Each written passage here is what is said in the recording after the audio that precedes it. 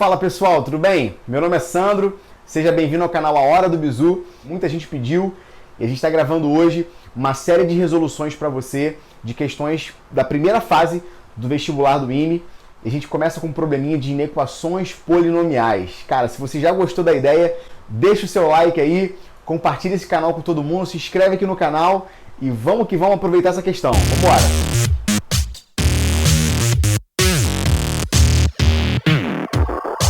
Bom, gente, a ideia do problema é a seguinte, né? O enunciado ele é um enunciado muito simples. Ele deu pra gente essa inequação polinomial, tá? É um polinômio do quarto grau. A gente quer saber onde que esse polinômio do quarto grau assume valores negativos, tá bom? A ideia básica para esse tipo de problema é a gente tentar fatorar esse polinômio de uma forma, né, eficiente. E aí, fatorando esse polinômio em fatores de graus menores, a gente consegue fazer o estudo de sinais desse polinômio. E aí vai ser um problema, de certa forma, bastante técnico, sem ideias criativas. Bom, vamos lá. Olha só. Primeira coisa legal que dá para fazer nesse polinômio aqui, que eu acho que é fácil perceber, é que você consegue colocar um x em evidência, tá? Isso é importante pra gente, por quê? Porque isso diz pra gente que zero é raiz desse polinômio de terceiro grau, tá bom?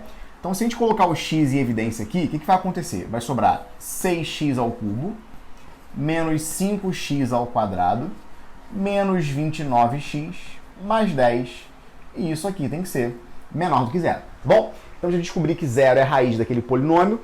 Agora sobrou um polinômio do terceiro grau. Agora que é aquela história, né?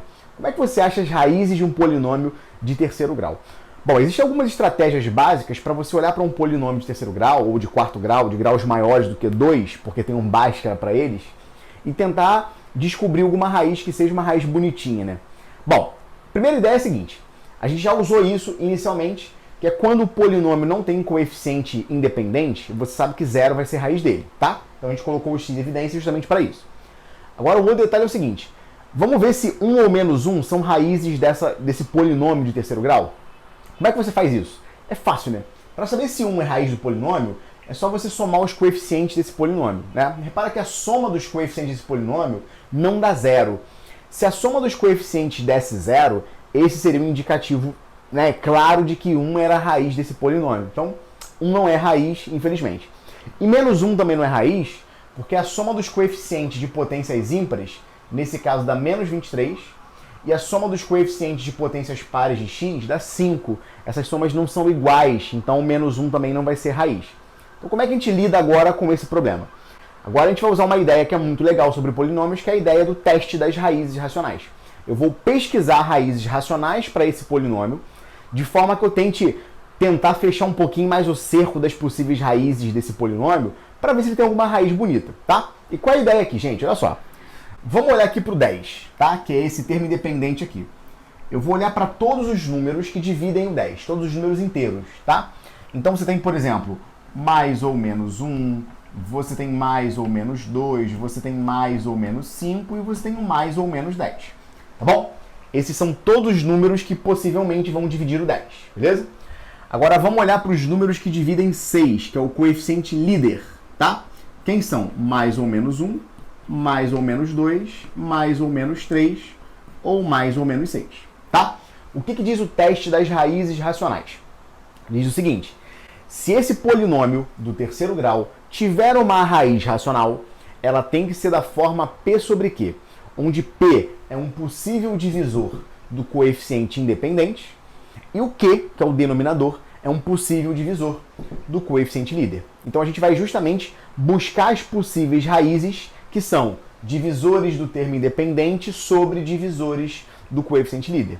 Então todas as nossas possíveis raízes podem ser escritas assim, ó.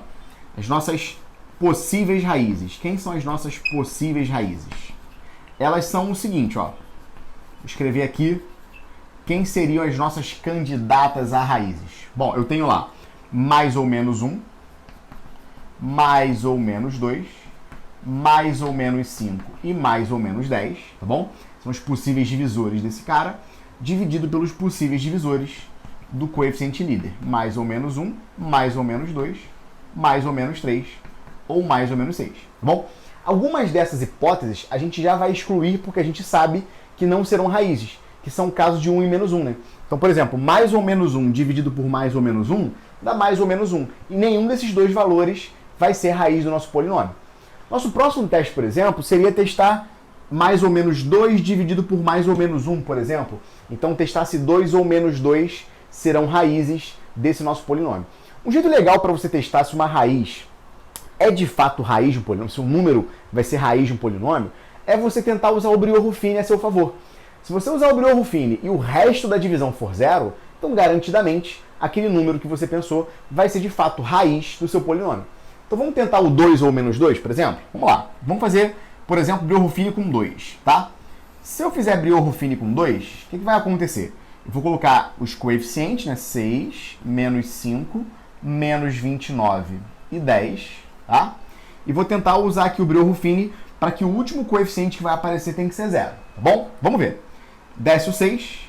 Então, 6 vezes 2, 12. 12 menos 5 dá 7. Beleza. 7 vezes 2, 14. 14 menos 29 dá menos 15. Tá bom? Menos 15 vezes 2, menos 30. Menos 30 mais 10 dá menos 20. Poxa, infelizmente, 2 não vai ser raiz desse nosso polinômio. Vamos tentar o menos 2 então. Vamos embora. Vamos ver. Vamos fazer aqui, ó. Colocando menos 2 aqui. Vamos ver se dessa vez a gente consegue.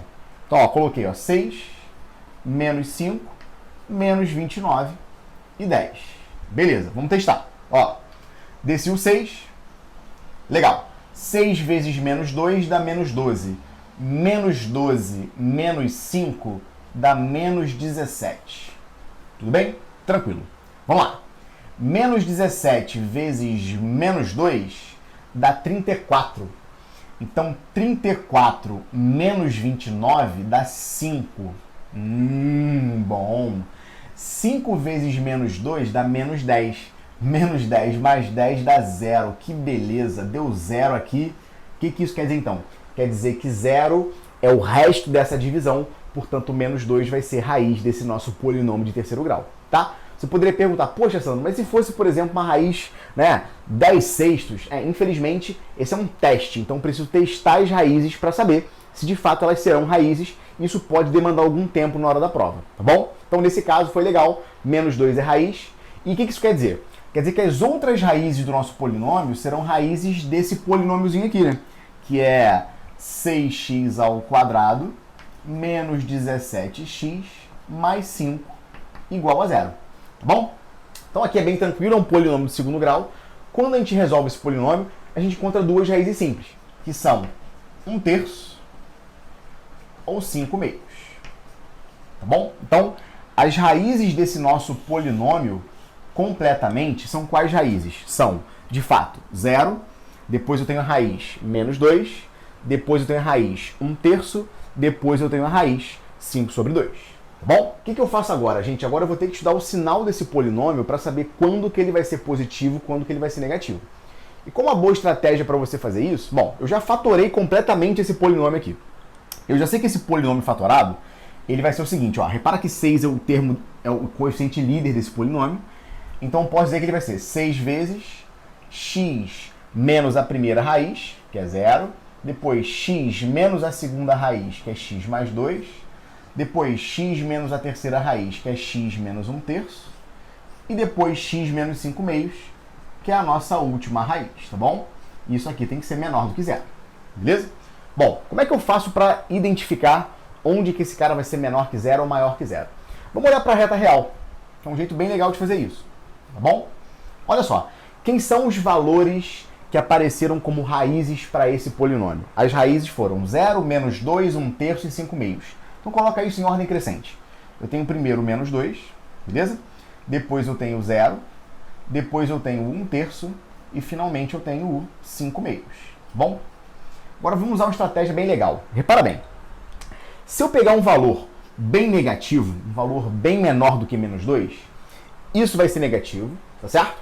Isso vai ser negativo, isso aqui também vai ser negativo, e isso aqui também vai ser negativo. Ou seja, eu vou ter o produto de 4 números negativos, e isso quer dizer que o produto vai ser positivo. Então vou colocar aqui, ó, antes do menos 2, um sinal de mais.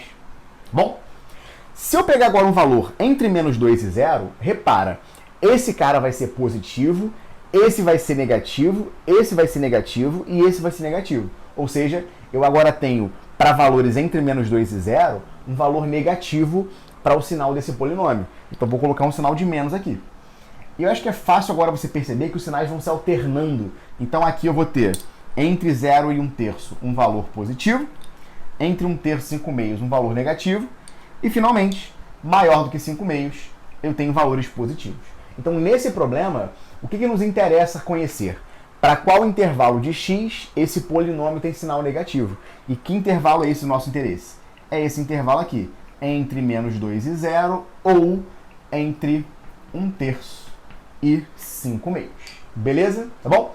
Então, finalmente, o problema pergunta o seguinte: para um dado intervalo da forma AB que esteja contido na solução dessa inequação, qual é o maior valor possível para B menos A?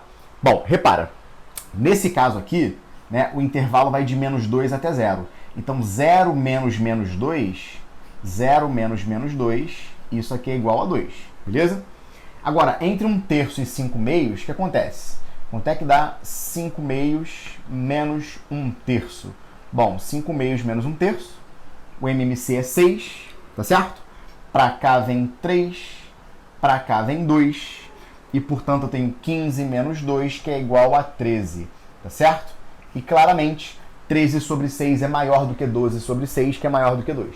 Então o nosso gabarito é 13 sobre 6, que é a maior diferença possível para o comprimento de um intervalo que esteja na solução.